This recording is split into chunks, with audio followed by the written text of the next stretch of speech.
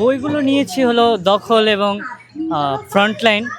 মূলত আমি গোয়েন্দা ধরনের বই খুঁজছিলাম, কিন্তু গোয়েন্দা ধরনের বই আমি মন পছন্দ মতো পাইনি, তাই এই বইগুলো ভালো লাগে। এরপর যুদ্ধের কাহিনীর বইগুলো, এই বিবেচনা করেই বইগুলো নেওয়া হলো। না, এবার আসলেই একদম আমি অবশ্যই এবার রোজার মধ্যে পড়ে যাওয়ায় আসলে এখন মানুষও কম। আর স্টলগুলোর ক্ষেত্রে বলতে গেলে স্টলগুলো খুবই সাদামাটা, মানে একদম ছোট ছোট। যেমন পাঞ্জেরির স্টলটা আমরা প্রত্যেকবারই দেখি হয় একটু বড় করে হয়, বাট এবার আমরা দেখতেছি যে একটু ছোট হয়ে গেছে। এরকম বেশিরভাগ স্টলগুলোই দেখলাম যে ছোট, বইয়ের সংখ্যাও প্রায় কমই লাগছে দেখে।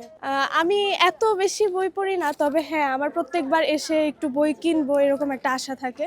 পড়ি না পড়ি আমার বাসায় অনেক বই রাখতে পছন্দ করি আর কি।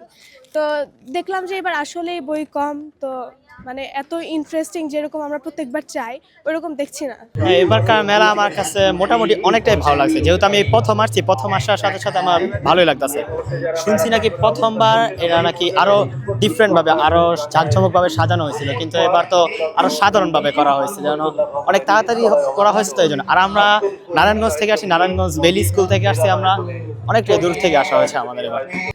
যেহেতু রমজান মাসে, তারপরও শিশু পাঠক বইপ্রেমীদের অনেক চাহিদা রয়েছে, সবাই আসতেছে, শিশুরা আসছে, অনেকগুলো বই নিয়ে গেছে এই যাবত। আসলে রমজান মাসে একটু সবাই রোজা রেখে আসতে অনেক কম মানুষ আসে আর কি।